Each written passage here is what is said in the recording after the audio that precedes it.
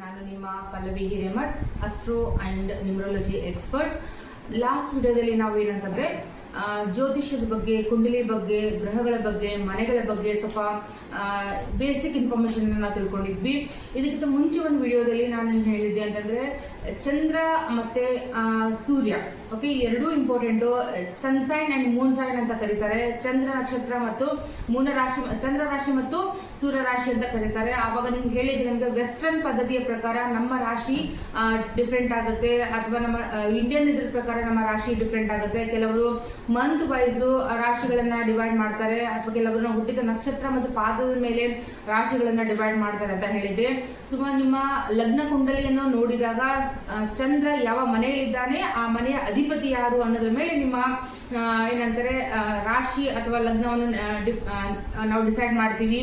ಅದೇ ರೀತಿ ನಿಮ್ಮ ಡೇಟ್ ಆಫ್ ಬರ್ತ್, ನನ್ಗೆ ಏನೂ ಗೊತ್ತಿಲ್ಲ, ನನಗೆ ಬರೀ ನೇಮ್ ಗೊತ್ತು, ನಕ್ಷತ್ರ ಗೊತ್ತು, ಟೈಮಿಂಗ್ ಗೊತ್ತು, ಅಷ್ಟೇ ಗೊತ್ತು, ನನ್ನ ಕುಂಡಲಿ ನನ್ನ ಕಡೆ ಇಲ್ಲ ಅಂತಂದಾಗ ಅವಾಗ ಏನ್ ಮಾಡ್ತಾರೆ ಅಂದ್ರೆ has per date of birth. So date of birth ಪ್ರಕಾರ ನಾವೇನ್ ಮಾಡ್ಬೋದು ಅಂತಂದ್ರೆ ಅವಾಗ ನಾವು ಮತ್ತೊಂದು ರಾಶಿಯನ್ನ ನಾವು ಕಂಡುಹಿಡಿತೀವಿ. ಅಂದ್ರೆ ಪಾಶ್ಚಿಮಾತ್ಯದ ಪ್ರಕಾರ ನಾವು ವಿದೇಶಿಯ ನಾವು ಜಾತಕವನ್ನು ನೋಡಿದಾಗ ಅಲ್ಲಿ ಏನ್ ಬರುತ್ತೆ ಅಂತಂದಾಗ ಸನ್ ಸೈನ್ ಅಂತ ತಗೋತೀವಿ. ಅಂದ್ರೆ ನೀವು ಹುಟ್ಟಿದ ಡೇಟು ಡಿಸೈಡ್ ಆಗುತ್ತೆ. ರಾಶಿ ಡಿಸೈಡ್ ಆಗಕ್ಕೆ ನಾನು ಹೇಳಿದ್ದೆ, ಒಂದು ವಿಡಿಯೋ ಆಲ್ರೆಡಿ ಮಾಡಿದೀನಿ. ಮೇಷರಾಶಿಯಿಂದ ಮೀನರಾಶಿಯವರೆಗೆ ಏನಂತಾರೆ ನಿಮ್ಮ ಹುಟ್ಟಿದ ಅಲ್ಫಾಬೆಟ್ ಇರುತ್ತಲ್ಲ, ಅಕ್ಷರಗಳಿರುತ್ತ, ಆ ಅಕ್ಷರದ ಮೇಲೆ ರಾಶಿ ಡಿಸೈಡ್ ಆಗುತ್ತೆ. ನಿಮ್ಗೆ ಯಾರಿಗೂ ಗೊತ್ತಿಲ್ಲ, ನಮ್ಗೆ ಜಸ್ಟ್ ಕರೆ ಹೆಸರು ಕರಿತಾ ಇದ್ದಾರೆ, ಏನೋ ಒಂದು ಹೆಸರು ಕರಿತಾ ಇದ್ದಾರೆ, ಅದ್ರ ಮೇಲೆ ನಾವು ರಾಶಿನ ನಾವು ಫೈಂಡ್ ಮಾಡ್ಬೋದು ಅಂದ್ರೆ ಅದು ಕೂಡ ಸಾಧ್ಯ ಇದೆ. ಇಲ್ಲ ನಮ್ ಜಾತಕ ಗೊತ್ತು, ನಮ್ ಟೈಮ್ ಗೊತ್ತು, ನಮ್ ಬರ್ತ್ ಪ್ಲೇಸ್ ಗೊತ್ತು, ಎಲ್ಲ ಗೊತ್ತು ಅಂದಾಗ ಅದ್ರ ಮೇಲೂ ನಾವು ರಾಶಿಯನ್ನ ನಾವು ಫೈಂಡ್ ಔಟ್ ಮಾಡ್ಬೋದು. ಅದು ಬಿಟ್ಟು ಅಂತಂದ್ರೆ ಅದೆಲ್ಲ ನನಗೆ ಏನು ಗೊತ್ತಿಲ್ಲ, ಬರೀ ಡೇಟ್ ಆಫ್ ಬರ್ತ್ ನಾನು ಮೇ ಬಿ ಏಪ್ರಿಲ್ ಮಂತ್ ಅಲ್ಲಿ ಹುಟ್ಟಿರ್ಬೋದು, ಮೇ ಮಂತ್ ಅಲ್ಲಿ ಹುಟ್ಟಿರ್ಬೋದು, ಜೂನ್ ಮಂತ್ ಅಲ್ಲಿ ಹುಟ್ಟಿರ್ಬೋದು ಅನ್ನೋರು ತುಂಬಾ ಜನ ಇರ್ತಾರೆ. ಅಂತವರಿಗೆ ನಾವು ಯಾವ ತರ ರಾಶಿಯನ್ನ ನಾವು ಫೈಂಡ್ ಔಟ್ ಮಾಡ್ತೀವಿ ಅಂತ ಅನ್ನೋದ್ರ ಬಗ್ಗೆ ನಾವು ಇವತ್ತು ಈ ವಿಡಿಯೋದಲ್ಲಿ ಡಿಸ್ಕಷನ್ ಮಾಡೋಣ. ಏನಂತಂದ್ರೆ ನೋಡಿ, sun sign and moon sign. Sun sign ಅಲ್ಲಿ ಏನ್ ಮಾಡಕ್ ಆಗುತ್ತೆ ಇವತ್ತು ಅಂತಂದಾಗ ನಾವು ಮಾರ್ಚ್ ಇಂದ, ಓಕೆ ಸಾರಿ ಮಾರ್ಚ್ ಇಂದ ನಾವು ಸ್ಟಾರ್ಟ್ ಮಾಡ್ತೀವಿ. ಓಕೆ, ಮಾರ್ಚ್ ಇಂದ ಫೆಬ್ರವರಿವರೆಗೂ ಯಾವ್ಯಾವ ಡೇಟ್ ಅಲ್ಲಿ ಯಾವ್ಯಾವ ಹುಟ್ಟಿದಾಗ ಯಾವ್ಯಾವ ರಾಶಿ ಬರುತ್ತೆ ಅಂತ ಹೇಳ್ತಾ ಇದೀನಿ. ಯಾರೆಲ್ಲ ನನ್ನ ವಿಡಿಯೋನ ನೋಡ್ತಾ ಇದ್ರೋ ದಯಮಾಡಿ ಆ ನನ್ನ ವಿಡಿಯೋನ ನೀವು ನೋಟ್ ಮಾಡ್ಕೋತಾ ಹೋಗಿ ನೀವು ಇನ್ಫಾರ್ಮೇಶನ್ ನಿಮ್ಗೆ. ಯಾಕಂದ್ರೆ ಕೆಲವೊಬ್ಬರಿಗೆ ರಾಶಿ ನಕ್ಷತ್ರ ಗೊತ್ತಿರುತ್ತೆ, ಕೆಲವರಿಗೆ ಬರೀ ಹೆಸರು ಮಾತ್ರ ಗೊತ್ತಿರುತ್ತೆ, ಕೆಲವರಿಗೆ ಜನ್ಮನಾಮ ಕೂಡ ಗೊತ್ತಿರಂಗಿಲ್ಲ. ಅಂತ ಸಂದರ್ಭದಲ್ಲಿ ಈ ಒಂದು ವಿಷಯ ತುಂಬಾ ಅಂದ್ರೆ ತುಂಬಾ ಇಂಪಾರ್ಟೆಂಟ್ ಆಗುತ್ತೆ. ಗೊತ್ತಿರ್ಬೋದು, ಓಕೆ, ಈಗ ನಮ್ಮ ಕನ್ನಡದಲ್ಲಿ ನಾವು ಮಾಸಗಳನ್ನ ನೋಡಿದಾಗ ಜ್ಯೇಷ್ಠ, ಆಷಾಢ ಆ ತರ ಏನ್ ತಗೋತೀವಿ. ನಾವು ಇಂಗ್ಲಿಷ್ ಅಲ್ಲಿ ಅಂತ ಬಂದಾಗ ಏಪ್ರಿಲ್, ಮಾರ್ಚ್, ಜನವರಿ ಈ ತರ ತಗೋತೀವಿ. ಸೊ ಬರೀ ನಂಗೆ ಅಷ್ಟೇ ಗೊತ್ತು, ಮೇ ಬಿ ಮಾರ್ಚ್ ಅಲ್ಲಿ ಬರ್ತಾಗಿರ್ಬೋದು, ಏಪ್ರಿಲ್ ಅಲ್ಲಿ ಬರ್ತಾಗಿರ್ಬೋದು ಅಂದವ್ರಿಗೆ ನನ್ನ ರಾಶಿ ಯಾವ್ದು ಬರುತ್ತೆ ಅನ್ನೋದು ಕ್ವಶನ್ ಮಾರ್ಕ್ ಇದ್ದಾಗ ಅವರಿಗೆ ಈ ಒಂದು ವಿಡಿಯೋ ನೋಡೋದ್ರಿಂದ ನಿಮ್ಮ ಕ್ವಶನ್ಗೆ ಆನ್ಸರ್ ಸಿಕ್ಕಂತೆ ಅಂತ ಅನ್ಕೋಬಹುದು. ಸೊ ಯಾರಿಗೆಲ್ಲ ಬರೀ ನಿಮ್ಮ ಮಂತ್ ಗೊತ್ತಿದೆ, ಬರ್ತ್ ಮಂತ್ ಗೊತ್ತಿದೆ, ನನ್ನ ರಾಶಿ ಯಾವುದು ಅಂತ ನನ್ಗೆ ಗೊತ್ತಿಲ್ಲ, ನಾನು ಯಾವ ರಾಶಿನ ಫಾಲೋ ಮಾಡ್ಬೇಕು ಅಂತ ಗೊತ್ತಿಲ್ಲ ಅಂತಂದಾಗ ಅವರೆಲ್ಲ ಏನ್ ಮಾಡಿ ಅಂದ್ರೆ ಇವಾಗ ನಾನೊಂದು ಚಾರ್ಟ್ ನ ಹೇಳ್ತೀನಿ. ಯಾವ ಮಂತ್ ಇಂದ ಯಾವ ಮಂತ್ ಇಂದ ಯಾವ ಮಂತ್ ವರೆಗೂ, ಅಥವಾ ಯಾವ ಡೇಟ್ ಇಂದ ಯಾವ ಡೇಟ್ ವರೆಗೂ ಯಾರೆಲ್ಲ ಬರ್ತ್ ಆಗಿದ್ದೀರೋ ಅವರು ಏನ್ ಮಾಡ್ಬೋದು, ಈ ಒಂದು ಚಾರ್ಟ್ ಅನ್ನ ನೀವು ಫಾಲೋ ಮಾಡೋದ್ರಿಂದ ನಿಮ್ಮ ರಾಶಿ ಯಾವುದು ಅಂತ ಹೇಳಿ ನಿಮ್ಗೆ ಗೊತ್ತಾಗುತ್ತೆ. ಸೊ ಸ್ಟಾರ್ಟ್ ಮಾಡೋಣ. ಫಸ್ಟ್ ಏನ್ ಮಾಡೋಣ ಅಂತಂದ್ರೆ ಮಾರ್ಚ್ 21, ಓಕೆ, ಮಾರ್ಚ್ 21ರಿಂದ ಏಪ್ರಿಲ್ 20ವರೆಗೆ ಯಾರೆಲ್ಲ ಬರ್ತ್ ಆಗಿರ್ತಿರೋ ನಿಮ್ಮದು ಮೇಷರಾಶಿ ಆಗಿರುತ್ತೆ. ಮಾರ್ಚ್ 21 ಟು ಏಪ್ರಿಲ್ 20 ಮೇಷರಾಶಿಯಲ್ಲಿ ನೀವು ಬರ್ತ್ ಆಗಿದ್ದೀರಾ ಅಂತ ಅನ್ಕೋಬೇಕು. ನಿಮ್ಮ ಡೇಟ್ ಗೊತ್ತಿರ್ಬೇಕು, ಓಕೆ, ನಿಮ್ದು ಯಾವ ಡೇಟ್ ಅಲ್ಲಿ ಹುಟ್ಟಿದ್ರಿಂದ ಮಾರ್ಚ್ ಅಲ್ಲಿ ಆ ಡೇಟ್ ಇಂದ ಆ ಡೇಟ್ ವರೆಗೂ, ಓಕೆ. ಆಮೇಲೆ ಏಪ್ರಿಲ್ 21ರಿಂದ ಮೇ 20, ಏಪ್ರಿಲ್ 21ರಿಂದ ಮೇ 20 ವೃಷಭ ರಾಶಿಯಲ್ಲಿ ನೀವು ಬರ್ತ್ ಆಗಿದ್ದೀರಾ ಅಂತ ಅನ್ಕೋಬೇಕು.